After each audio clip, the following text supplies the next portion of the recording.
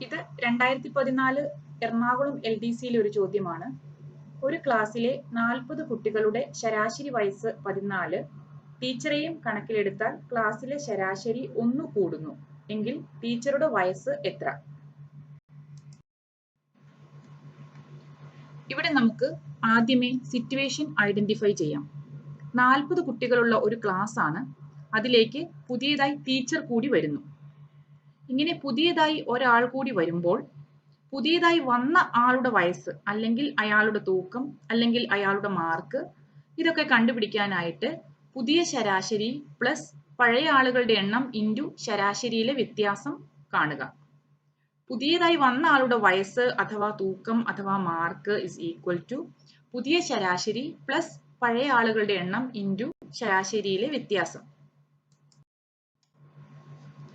നമ്മുടെ ചോദ്യം ഇതായിരുന്നു: ഒരു ക്ലാസ്സിലെ 40 കുട്ടികളുടെ ശരാശരി വയസ്സ് 14. ടീച്ചറെയും കണക്കിലെടുത്താൽ ക്ലാസ്സിലെ ശരാശരി 1 കൂടുന്നു എങ്കിൽ ടീച്ചറുടെ വയസ്സ് എത്ര? ടീച്ചറുടെ വയസ്സ് കാണാനായി പുതിയ ശരാശരി പ്ലസ് പഴയ ആളുകളുടെ എണ്ണം ഇൻറ്റു ശരാശരിയിലെ വ്യത്യാസം എന്ന ഇക്വേഷനാണ് നമ്മൾ ഉപയോഗിക്കേണ്ടത്. ഇവിടെ നമുക്ക് തന്നിരിക്കുന്ന കാര്യങ്ങൾ പുതിയ ശരാശരി അത് നമുക്കറിയാം. 14 പ്ലസ് 1 15 ആണ്. ആദ്യം ശരാശരി 14 ആയിരുന്നു, പിന്നീട് ശരാശരി 1 കൂടിയല്ലോ.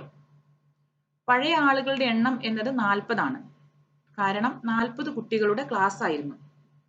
ശരാശരിയിലെ വ്യത്യാസം എന്നത് 15 മൈനസ് 14 ആണ്. 1 ആണ് ശരാശരിയിലെ വ്യത്യാസം. ടീച്ചറുടെ വയസ്സ് കാണാനായി ഈ വിവരങ്ങളെല്ലാം നമ്മുടെ ഇക്വേഷനിൽ സബ്സ്റ്റിറ്റ്യൂട്ട് ചെയ്യൂ. 55 വയസ്സാണ് ടീച്ചറുടെ പ്രായം. മറ്റൊരു ചോദ്യം നോക്കൂ. ഒരു ബസ്സിലെ 20 യാത്രക്കാരുടെ ശരാശരി തൂക്കം 45 കിലോഗ്രാം. ഒരാൾ കൂടി വന്നപ്പോൾ ശരാശരി 2 കിലോഗ്രാം കൂടി എങ്കിൽ പുതിയതായി വന്നയാളുടെ ഭാരം എത്ര? നമ്മുടെ ഇക്വേഷൻ ഉപയോഗിക്കാം. പുതിയ ആളുടെ ഭാരം ഇസ് ഈക്വൽ ടു പുതിയ ശരാശരി പ്ലസ് പഴയ ആളുകളുടെ എണ്ണം ഇൻറ്റു ശരാശരിയിലെ വ്യത്യാസം. പുതിയ ശരാശരി എന്നത് 47 ആണ്, കാരണം പഴയ ശരാശരി 45നോടൊപ്പം ഇപ്പോൾ ശരാശരി 2 കൂടിയല്ലോ. പഴയ ആളുകളുടെ എണ്ണം എന്നത് 20 ആണ്. ശരാശരിയിലെ വ്യത്യാസം 2 കിലോഗ്രാം ആണ്.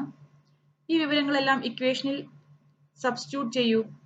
പുതിയ ആളുടെ ഭാരം is equal to 47 plus 20 into 2, അതായത് 87 കിലോഗ്രാം ഭാരമുള്ളയാളാണ് പുതിയതായി ബസ്സിലേക്ക് കയറിയിട്ടുള്ളത്.